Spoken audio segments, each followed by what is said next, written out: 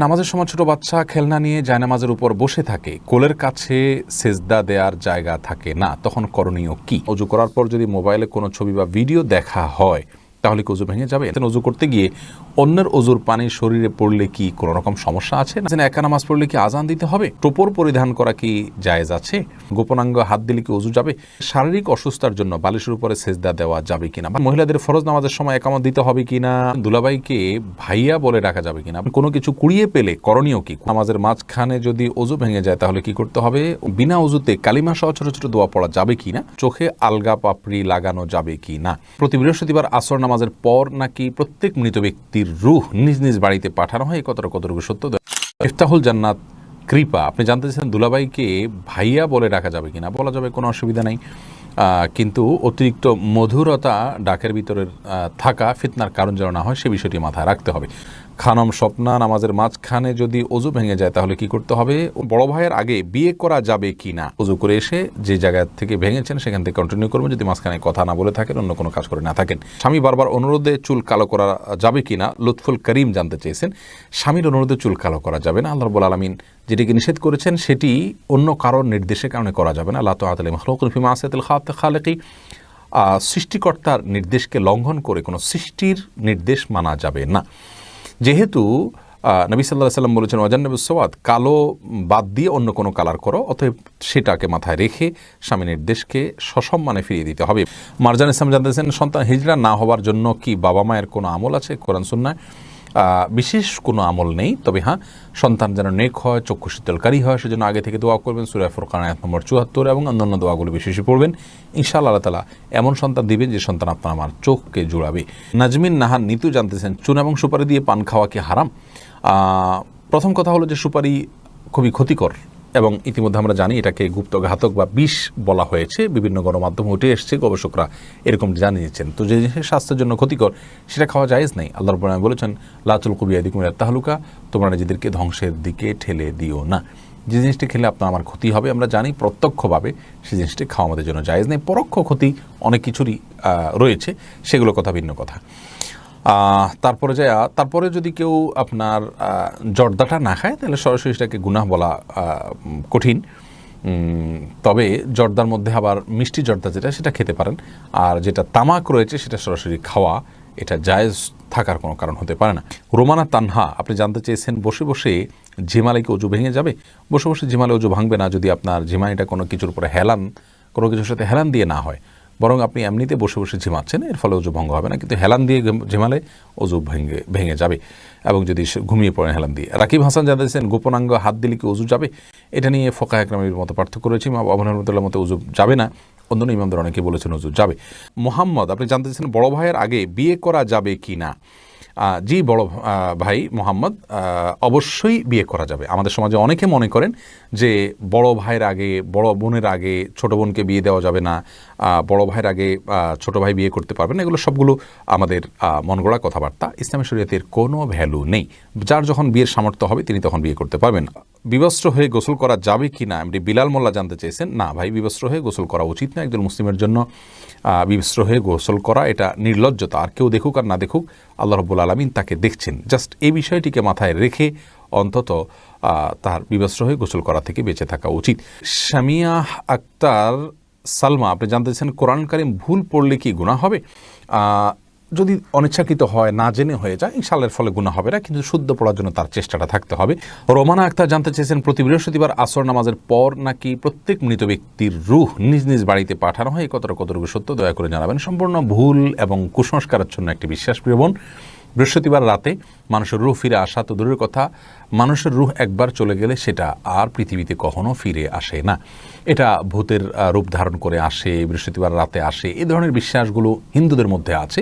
ইসলাম এরকম কোনো বিশ্বাসকে অনুমোদন করে না, যার কারণে এগুলো থেকে আমাদের দূরে থাকতে হবে। বিপ্লবী কলম আইডি থেকে জানতে চেয়েছেন, মহিলারা হায়েজ অবস্থায় আজানের জবাব ও আজানের দোয়া পড়লে কি গুনাহ হবে? উত্তর হলো না, অবশ্যই গুনাহ হবে না, বরং হায়েজ অবস্থায় এটা করা যাবে। মিনহাজুর রহমান রাকিব জানতে চেয়েছেন, ওযু ছাড়া কি আজান দেওয়া যাবে? দেওয়া যায়, কিন্তু ইচ্ছাকৃত এবং নিয়মিত এরকম করা উচিত নয়, মাকরুহ।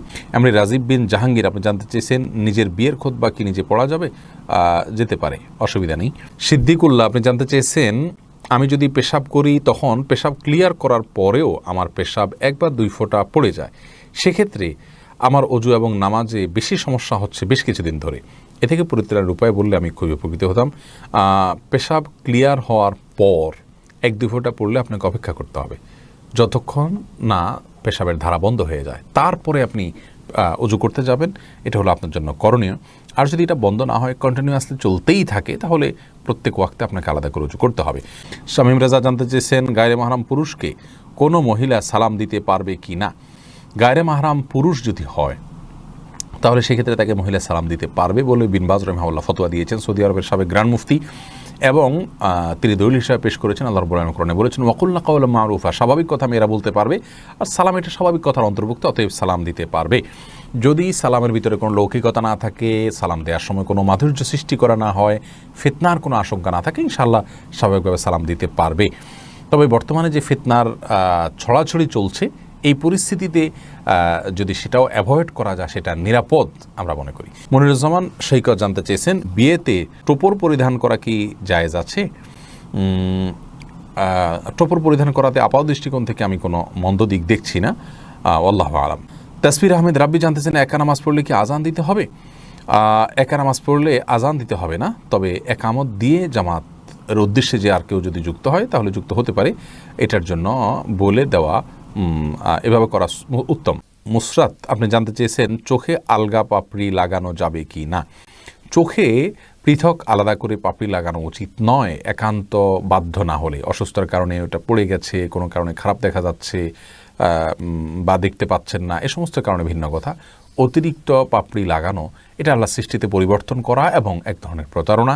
সব মিলিয়ে এই বিষয়টি জায়েজ না, যদি সৌন্দর্য শুধুমাত্র সৌন্দর্য বৃদ্ধির জন্য আপনি করে থাকেন। মালা খাতুন আপনি জানতে চেয়েছেন, বিনা উজুতে কালিমা সহ ছোটো ছোটো দোয়া পড়া যাবে কি না। উত্তর হলো অবশ্যই পড়া যাবে। কালিমা এবং ছোটো ছোটো দোয়া এগুলো পাঠ করবার জন্য, দুরূদ পাঠ করবার জন্য, এমনকি মুখস্থ কোরআন তেলাওয়াত করবার জন্য অজুর কোনো প্রয়োজন নেই। কোরআনে কারীম শুধু স্পর্শ করে যখন আপনি তেলাওয়াত করবেন বা স্পর্শ করবেন তখন আপনাকে উজু করতে হবে। এছাড়া মুখস্থ তেলাওয়াতের জন্য উজুর প্রয়োজন নাই, দুরূদ পড়তে উজুর প্রয়োজন নাই, দোয়া পড়বেন উজুর প্রয়োজন নাই, কালিমা পড়ছেন তখন অজুর প্রয়োজন নেই। তবে হ্যাঁ, অজু অবস্থা যদি থাকতে পারেন, সে অবস্থা ভালো কাজগুলো করতে পারেন, সেটা অবশ্যই প্রশংসনীয়। ফয়সাল হোসেন জানতে চেয়েছেন, কোনো কিছু কুড়িয়ে পেলে করণীয় কি? কুড়িয়ে পেলে যদি খুব হালকা পাতলা ছোটোখাটো কোনো 5-10 টাকা হয়, এমন জিনিস যেটা কেউ খুঁজে বেড়াবে না, তাহলে সেটা তিনি চাইলে নিজে ভোগ করতে পারেন, যদি গরিব হন, আল্লাহ কাউকে দানও করে দিতে পারেন, নিজেও খেতে পারেন, অসুবিধা নেই।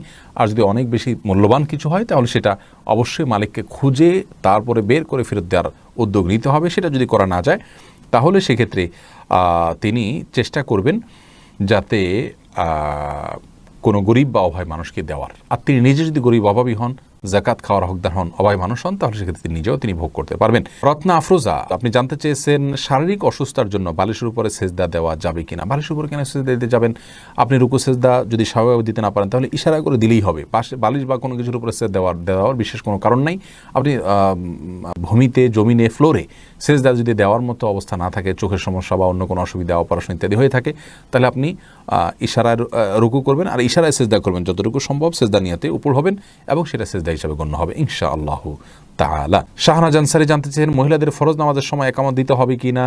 একামত যদি তারা দলবদ্ধভাবে নামাজ পড়েন তাহলে সেক্ষেত্রে একামত দিবেন কোনো পুরুষ লোক থাকলে তিনি। সুমাইয়া আফরিন জ্যোতি জানতে চেয়েছেন, অজু করার পর যদি মোবাইলে কোনো ছবি বা ভিডিও দেখা হয় তাহলে কি অজু ভেঙে যাবে? না, এর কারণে অজু ভাঙবে না, অজুর ভাঙার সাথে কোনো সম্পর্ক নেই। সাইফুর রহমান সাহেব জানতে চেয়েছেন, অজু করতে গিয়ে অন্যের অজুর পানি শরীরে পড়লে কি কোনো রকম সমস্যা আছে? না, কোনো অসুবিধা নেই, অজুর পানি নাপাক নয়। এরপর দ্বিতীয় প্রশ্ন আপনি করেছেন, নামাজের সময় ছোট বাচ্চা খেলনা নিয়ে জায়নামাজের উপর বসে থাকে, কোলের কাছে সেজদা দেওয়ার জায়গা থাকে না, তখন করণীয় কি? তখন করণীয় হলো, আপনি সালাতরত অবস্থায় বাচ্চাকে ধরে আস্তে করে ডানে বামে কোথাও সরিয়ে দিয়ে আপনি সেজদার জায়গা করে নেবেন, যাতে আমলে কাসির না হয়। অর্থাৎ এত বেশি নড়াচড়া করলেন যে আপনি নামাজে আছেন কিনা কেউ দেখে সন্দেহের মধ্যে পড়ে যায়, এতটুকু যেন না হয়। শুধুমাত্র হালকা আলতো করে বাচ্চাটাকে ধরে একটু সরিয়ে দিয়ে আপনি সিজদা করলেন, রুকু করলেন, এটা করবেন। আর যদি এটাও কঠিন হয়ে যায় তাহলে নিজে যদি সরার জায়গা থাকে, একটু পেছনে, একটু সামনে, একটু ডানে বামে, তাহলে সরে গিয়ে সিজদা করুন। অথবা যে কোনোভাবে জড়সড় হয়ে আপনাকে সিজদার যে শর্তগুলো আছে 7টি অঙ্গের উপরে সিজদা করা, সেটি আপনাকে করতে হবে যে কোনো মূল্যে।